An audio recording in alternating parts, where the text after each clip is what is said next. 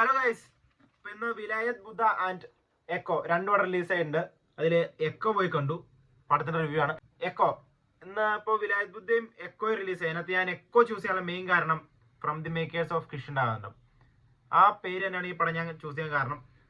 കുറച്ചുകൂടെ കൊമേഴ്സ്യൽ വാല്യൂയും കുറച്ചുകൂടെ റീച്ചും ഉള്ളത് വിലായത് ബുദ്ധയ്ക്കായിരുന്നു.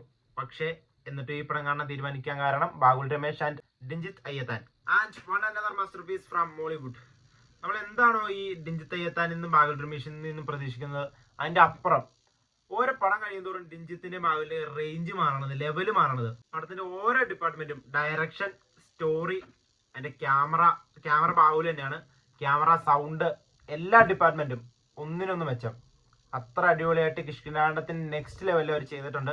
അത്ര എൻഗേജ്മെന്റ് ആയിട്ട് ഒരു തുള്ളി ലാഗില്ലാണ്ട് നമുക്ക് കണ്ടുതീർക്കാൻ പറ്റിയോ. പടം 2.5 മണിക്കൂറുണ്ട്. ആ ഒരു മിനിറ്റ് പോലും നമുക്ക് ലാഗ് ഒന്നുമില്ല. പടത്തിന്റെ സ്റ്റോറിയിലേക്ക് വരികയാണെങ്കിൽ, ഇതുവരെ മലയാളത്തിൽ ഇതുവരെ ഇറങ്ങാത്തൊരു കഥ. അതിന്റെ സെറ്റിംഗ് പടം ബേസിക്കലി അതിന്റെ ജോണർ ത്രില്ലറാണ്. അതിന്റെ സെറ്റിംഗ് ആയാലും അതിന്റെ മൊത്തത്തിലുള്ള നറേഷൻ ആയാലും അതിന്റെ മൊത്തത്തിലുള്ള ഹോൾ സ്റ്റോറി ആയാലും എല്ലാം പക്ക ഫ്രഷ്. ഈ പടത്തിന്റെ കഥ നടക്കുന്നത് കട്ടപ്പന അല്ല, ഒരു ഇടുക്കി ഹൈ റേഞ്ച് ഏരിയയിൽ ഒരു കാട് ഏരിയ. അവിടെയാണ് പടത്തിന്റെ കഥ നടക്കുന്നത്. അവിടെ ഒരു കുര്യച്ചൻ എന്ന് പറയുന്ന ക്യാരക്ടർ, ആ ക്യാരക്ടർ മിസ്സിങ്, അത് അന്വേഷണം, അതിനെ സംബന്ധിച്ചാണ് കഥ സ്റ്റാർട്ട് ചെയ്യുന്നത്. പിന്നെ ഓരോരോ ക്യാരക്ടേഴ്സ് ഇന്നാവും. വിനീത്, അശോകൻ, ബിനു പപ്പു, നരേൻ, അങ്ങനെ ഓരോരോ ക്യാരക്ടേഴ്സ് ഇന്നായി സ്റ്റോറി ഡെവലപ്പായി മൊത്തം മിസ്റ്റീരിയസ് ഫീലാ. ഇതെന്താണ് സംഭവിക്കുന്നത് നമുക്ക് ക്ലൈമാക്സ് വരെ മനസ്സിലാവൂല.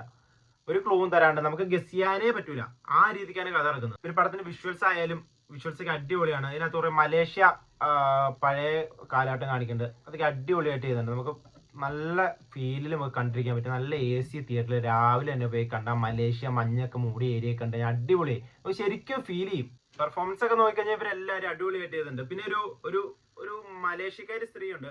അവർ ലിപ്സിങ് ഭയങ്കര മോശമായിരുന്നു. അവർക്ക് അത് മാക്സിമം ആയിരിക്കും, ചിലപ്പോൾ അവർക്ക് ചെയ്യാൻ പറ്റിയാലും മാക്സിമം ആയിരിക്കും അത്. പക്ഷെ ലിപ്സിങ് ഭയങ്കര പ്രശ്നമായിരുന്നു. പിന്നെ ഒരു ഏജിന്റെ പ്രശ്നമുണ്ട്. പാസ്റ്റും കാണിക്കുന്നുണ്ട്, പ്രസന്റും കാണിക്കുന്നുണ്ട്. അപ്പം പാസ്റ്റിലെ ഏജ് കുറവുള്ള ആൾക്ക് പ്രസന്റ് വരുമ്പോൾ ഏജ് കൂടുതലായിട്ട് തോന്നും നമുക്ക്. ആ ഒരു രണ്ട് പ്രശ്നമാണ് എനിക്ക് ഫീൽ ചെയ്തത്. പക്ഷെ അതൊന്നും ഒരു പ്രശ്നമല്ല.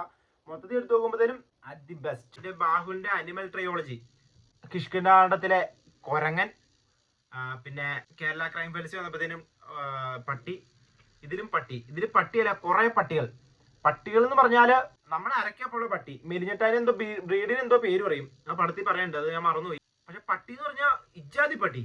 ആ പട്ടിയുടെ ക്ലോസ് കൊണ്ട് ക്യാമറ വെച്ചിട്ട് പട്ടിയുടെ ഇറുമ്പിൽ കൂടി ഇടും. 10-20 പട്ടി ചുറ്റിനും കൂടി നമുക്ക് പേടിയാവും ആ ക്ലോസ് കൊണ്ട് വയ്ക്കുമ്പോൾ ഈ സാധനം നമ്മളെ കടിക്കുമെന്ന്. അങ്ങനത്തെ പല്ല്, ഒരു വിരലിന്റെ അത്ര ഉണ്ട് ആ പട്ടിയുടെ പല്ല്. ബ്രീഡ് ഏതാണെന്നാ പടത്തിൽ പറയണ്ട്, കറക്റ്റ് ഓർക്കണല്ലോ. ഈ പട്ടികൾ തന്നെയാണ് പടത്തിലെ മെയിൻ ഒരു ക്യാരക്ടറും. ഈ കഥ ഡെവലപ്പ് ചെയ്ത് കൊണ്ടുപോകുന്നത് എല്ലാം ഡോഗ്സാണ്. ഡോഗ്സിലൂടെയാണ് പടത്തിലെ ട്വിസ്റ്റുകൾ വന്നത്. ഡോഗ്സിലൂടെയാണ് പടത്തിന്റെ കഥ ഡെവലപ്പായി പോണത്. അപ്പൊ അതൊക്കെ സെറ്റ് ചെയ്തിരിക്കുന്ന രീതിയും ആ പടം അതൊക്കെ എടുത്തു വെച്ചിരിക്കുന്ന രീതിയും ആ ക്യാമറ ആംഗിൾസും അവിടെ യൂസ് ചെയ്തിരിക്കുന്ന മ്യൂസിക്കും എല്ലാം അറ്റ് ദി ബെസ്റ്റാ. Inch by inch perfect. അപ്പം മോളിവുഡിൽ നിന്ന് അടുത്തൊരു മാസ്റ്റർ പീസ് ആയിട്ടും കൂടി എക്കോ.